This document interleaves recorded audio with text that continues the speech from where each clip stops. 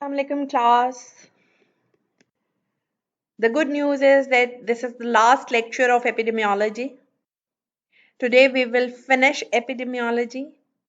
That makes the crux and the base of community medicine. And the bad news is that I have posted the schedule of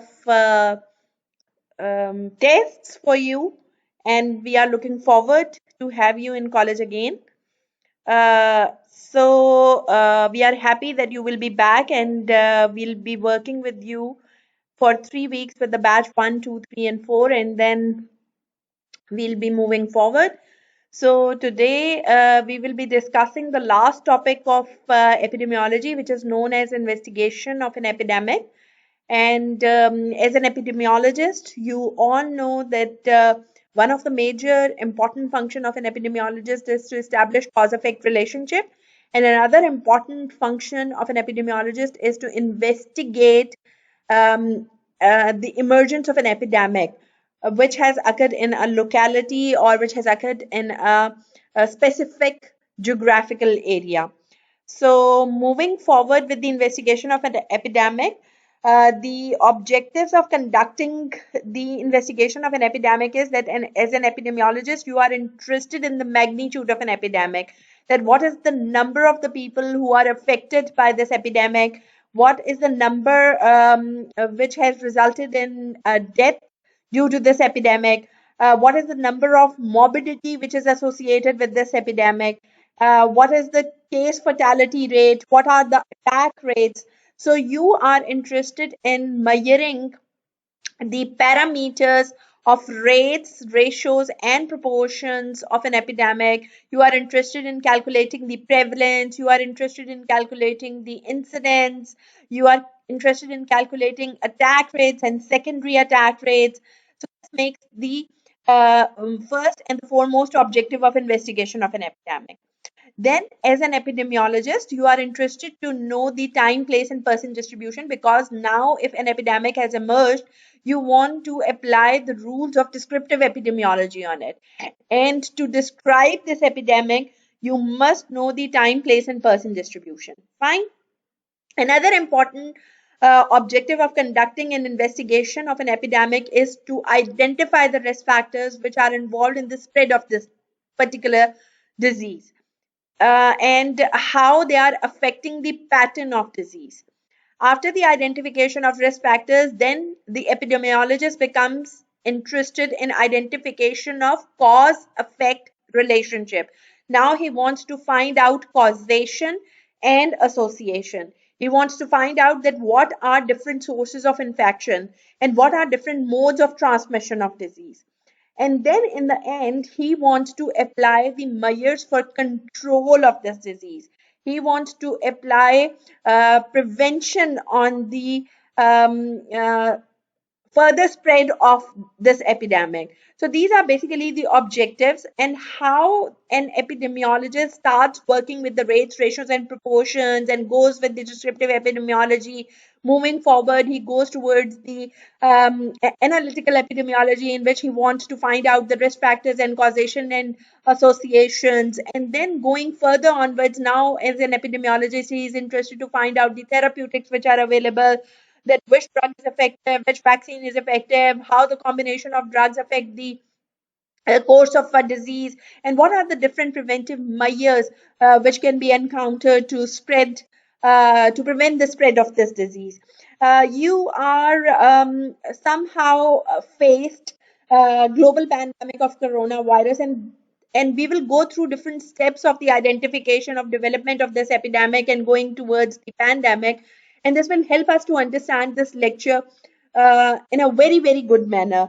So, going towards the history of the development of the corona epidemic, on 17th November 2019 in Wuhan, a 55 years old male presented in a hospital, and he presented, his symptoms were of the acute respiratory distress syndrome, and the doctor identified that this acute respiratory distress syndrome can be because of the nature of the um, which is similar to the development of the SARS infection, which is subacute respiratory distress syndrome, and severe acute respiratory syndrome, and it could be related to Merck disease and SARS disease. And he somehow was involved in the treatment of this particular patient. Then, from 17th November up to the 1st December in 2019, 17 cases presented in in different hospitals who presented with respiratory distress syndrome. And when as an epidemiologist, started an investigation, he found out that these 17 cases, all these 17 cases, has somehow they are connected with the seafood market of Wuhan. And as an epidemiologist, when he conducted the case series, he identified that there may be something which is related to the seafood is causing the respiratory distress syndrome, or it can be some wet flesh of some animal which is causing this respiratory distress syndrome. And he hypothesized on the basis of this case series that this may be related to the ingestion, and route of transmission can be orofecal route. With the development of these 17 cases and the identification of the unknown virus, and this virus was somehow similar to the structural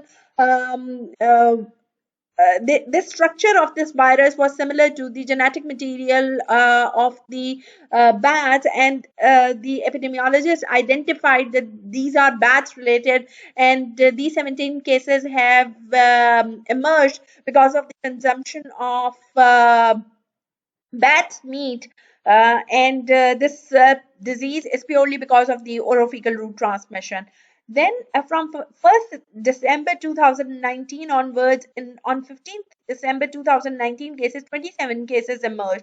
And then the epidemiologist started investigation that whether these 10 cases, which has emerged from 1st December to 15th December, started from the 17 cases to 27 cases, maybe they are the households of these cases. Maybe these cases have transmitted the infection to their other people who are living in the same household.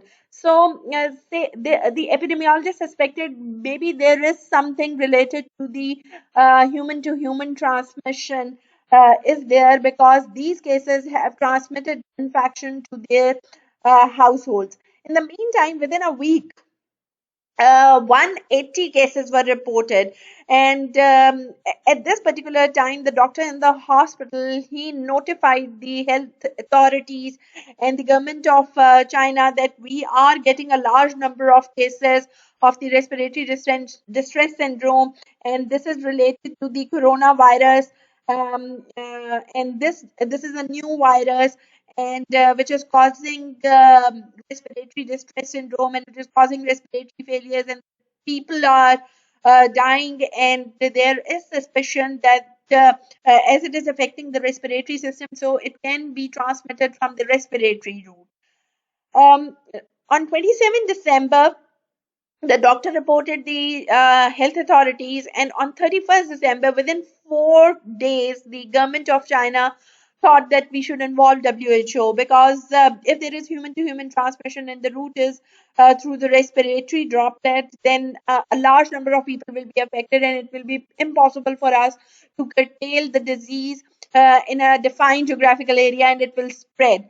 And in the meantime, when the WHO started investigating this epidemic in the China, on 13th January, the first case in Thailand was reported, and this was a case which has traveled from China to the Thailand.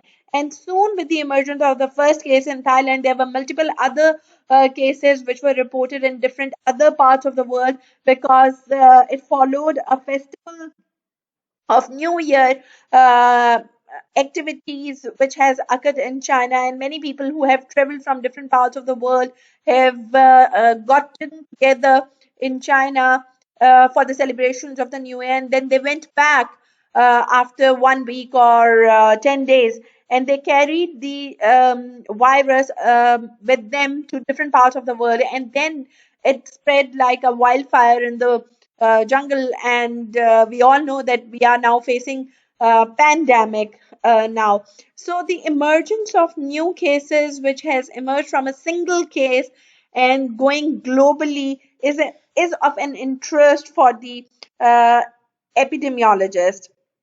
So how does the epidemiologist work, and how does it collect the data? What are the different steps for which he passes through during investigation of an epidemic are as follows.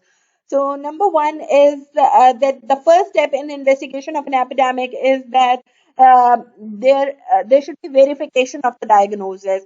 At this time, when the respiratory distress syndrome was identified in a single person, and then the 17 cases were reported, and the same type of virus was found in all these cases, and with the emergence of 27 cases, then it was confirmed that that there was one single virus which was similar to the coronavirus, which was named then coronavirus 19, is causing the disease.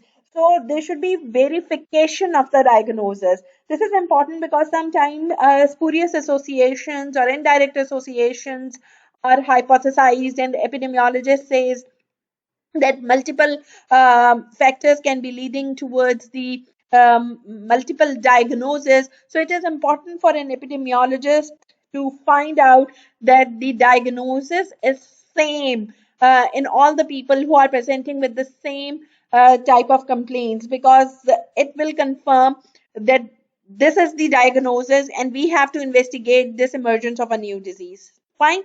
So this diagnosis can be done on the basis of similar sign and symptoms. This diagnosis is basically nowadays is confirmed on the basis of lab investigations. When the lab investigations isolate a single agent, which is infectious agent and which is present in all the cases, it means this single agent is causing these sign and symptoms, which actually verifies the diagnosis. Fine. Once the diagnosis is verified, which was done here, that all these cases are caused by a new type of virus, which is very similar to the coronavirus family, and it was named as coronavirus 19, and COVID-19 was a disease which was caused by them. Then the second step was the confirmation of existence of an epidemic. It means that the epidemic has emerged. And how do we define an epidemic? An epidemic means that the number of cases are in excess of the expected frequency. The emergence of a single case of coronavirus disease or COVID 19 was the unexpected case which has emerged in a population. It means even a single case of that disease could cause the epidemic. And for other conditions, if the disease is endemic in an area, then we expect that the if the number of cases is increasing, and they are increasing then more than the expected value, then it is said that epidemic has occurred. But in case of the those diseases which are not present in the community and they have emerged, even a single case is diagnosed as an epidemic. And I will give you not only the example of coronavirus disease, in which the emergence of first case should be labeled as an epidemic, but I will give you another example of the dengue virus disease, in which you all know that dengue was not present in Pakistan. And in 2014, it was imported from the Sri Lanka, and it caused a large number of cases.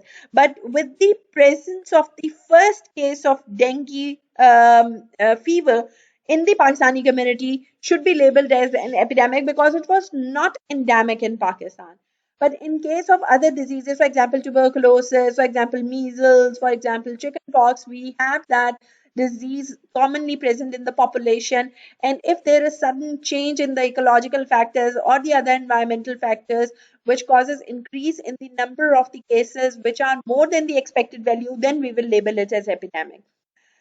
There is an interesting phenomena that currently Pakistan is working for the eradication of polio, and we all know that we want to achieve zero cases of polio in Pakistan because we want to eradicate it.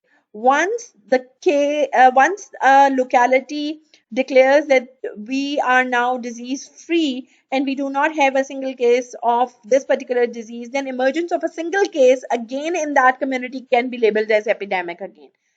So going back, the first step is the verification of the diagnosis, which is basically done on the lab investigations. Number two, confirmation of the existence of an epidemic. And this will be done by the comparison of the rates in case of endemic diseases. And if it is a new disease, then even a single case will be labeled as epidemic. Moving forward, the third step is that as an epidemiologist, you define population at risk. And how do you define population at risk? For example, when in Wuhan, when the cases were identified and it was labeled that 27 cases have been emerged, they immediately draw an area, a map that this is the localized area where the cases will now emerge.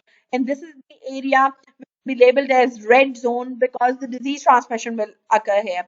And then the next step is that the population at risk is identified, that which is the population which lives in that area is now at the threat of getting the disease. For example, if we are dealing with the measles epidemic, then in a defined geographical area, then we will cordon off that area and we will define that area.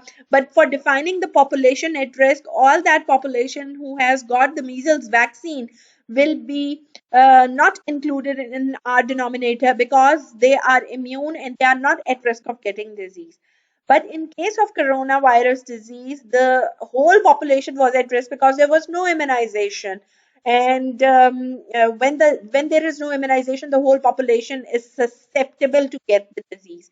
So, as an epidemiologist, you have to define the geographical area, you have to define the population at risk, and you have to identify that which population is at more risk of getting the disease. So for defining population address, you have to identify the map of an area. For example, in the initial parts of the January, when the Wuhan was greatly affected, but the international travel has started, you can see that the maps showed that there were different cases which were reported in different other areas. For example, Hong Kong, Macau, in Thailand, and in South Korea, in Japan, the cases were now going in different directions, and those areas were labeled as the red zone areas because the WHO and CDC expected that now the disease will spread in those areas where even a single case has entered. And when we were discussing that the Wuhan was into consideration, that only the cases were uh, being reported in the Wuhan, the population count which China gave was that the Wuhan population was 11.8 million in on 31st December 2019, and the population at risk was again 11.8 million. And it was reported by WHO that the whole population is at risk. So, after identification of the area and the population at risk count, the next step for the investigation of an epidemic is that that you search as an epidemiologist for all the cases which have occurred in that vicinity. And for that purpose, the medical surveys can be conducted. For example, screenings can be done. And different serological testing was done. For example, many um, um, researchers were found in which the doctors went to the households or different communities and they conducted PCRs, they conducted different serological tests in which they checked for immunoglobulins G and immunoglobulins M, and they also took the nasal swabs, throat swabs, they took blood cultures, they took different specimens, and they were doing the medical surveys, they were screening people on the basis of only the presence of fever, and they were doing surveys. What is the basic function of doing medical surveys was to diagnose the cases and their presentations, how they are presenting, how they are behaving, how the different types of presentations are present in different patients, and what are different complications which are present in those cases. So, for medical survey, you will do all the lab investigations, you will do clinical examinations, you will do lab investigations, you will check for the sign and symptoms, etc., etc. And then there's other type of studies which are conducted by epidemiologists, which say that the epidemiological case sheets should be developed. And these epidemiological case sheets are basically the questionnaires in which the socio-demographic profiles are collected, in which the effects on physical health, mental health, social health are being affected, in which all the data of those patients are collected, for example, their age, their gender, their occupation, social class, if there is any travel history, or what is the time of the onset of disease, what are the signs and symptoms of disease, what are different levels of personal contact, how the what are different modes of transmission of disease. So the epidemiological case sheet or the questionnaires are formulated, and then they are spread into the general population, they are spread to the cases, and all the cases, they give the information, and the epidemiologist collects the data and presents the data. As for example, in this case, this shows this was a big survey which was conducted in US, and it wanted to assess the impact of the COVID-19 on the US population. And you can see that there are different codings of different weeks, and the loss in employment and income, and what is the expected loss? Are you feeling the food scarcity or not?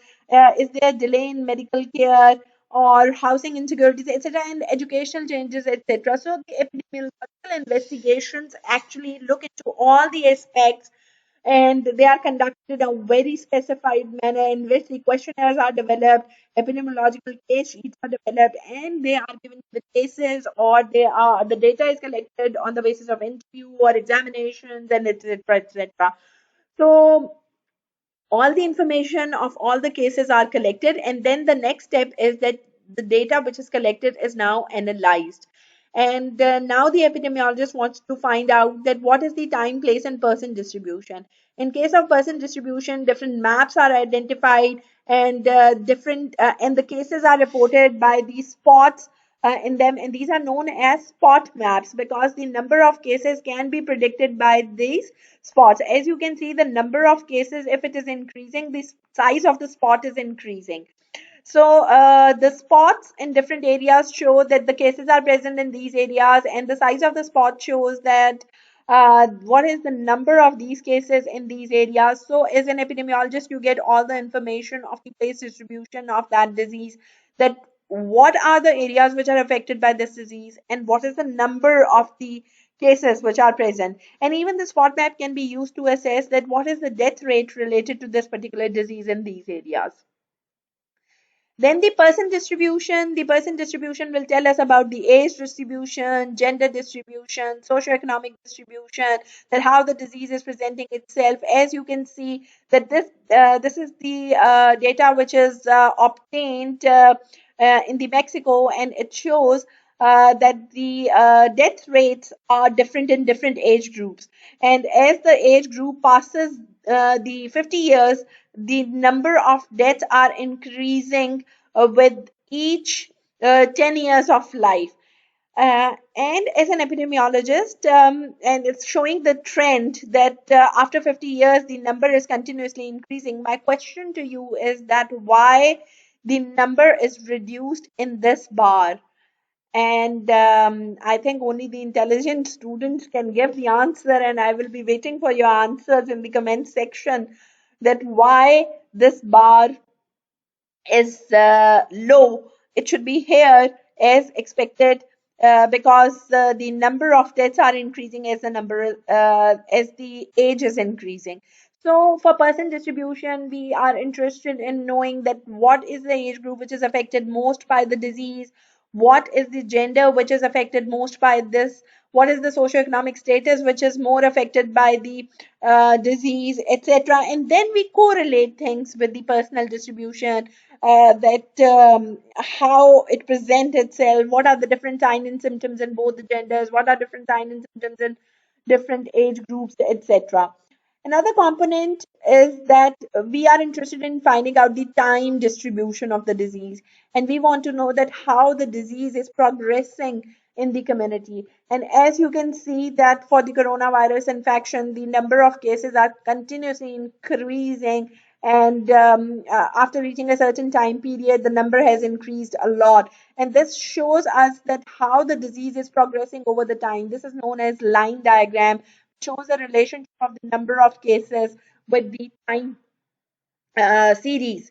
So this is important because we want to know that whether the cyclical pattern is there, or there is seasonal pattern, or the disease or the epidemic curve which is created by the disease shows that whether it is a point source epidemic, or it is a propagated epidemic, or it is showing some secular trends. So as an epidemiologist, you now want to analyze the data on the basis of time, place, and person distribution. It means now the epidemiologist has dealt with the descriptive epidemiology. So moving forward, the next component is now, after the descriptive epidemiology and conduction of case cross-sectional surveys, now he formulates a hypothesis.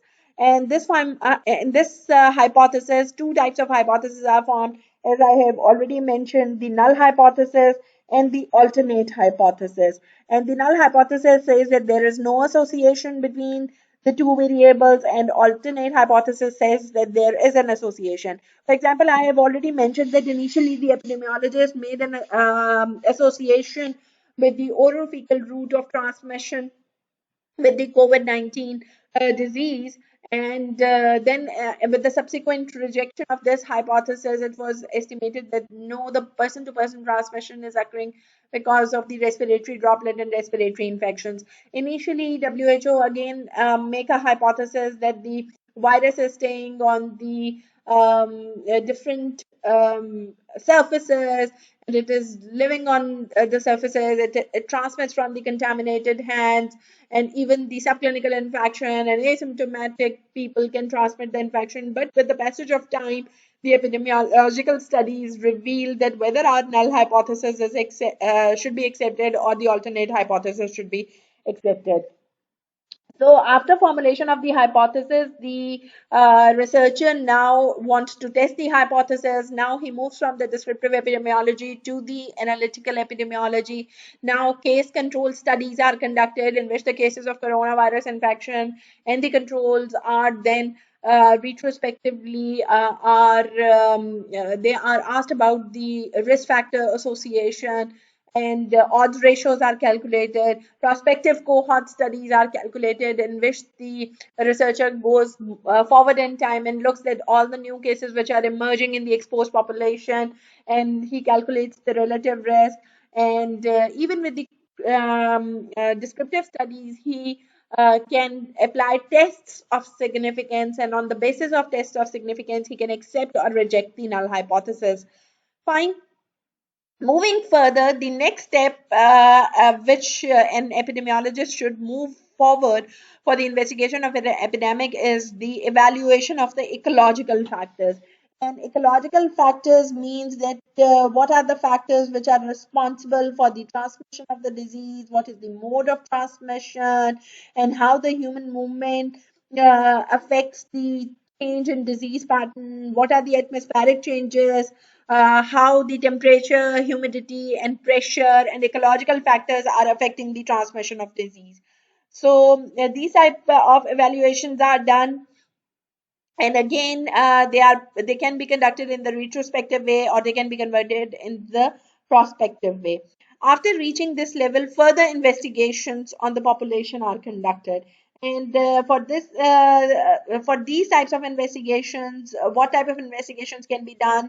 That the medical examinations of the populations can be done, screening tests can be done, food testing can be done, different samples of fluids, body fluids can be taken. For example, blood examinations done, can be done, fecal, urinary examinations can be done, different biological testing, for example, radiological testing, how the coronavirus is infecting the lungs, X-rays, CT scans, D-dimers, etc., etc., are done, and how it affects the blood samples, how it affects the RBCs, WBC count, different serological studies, how it is presenting with immunoglobulins G, immunoglobulins level.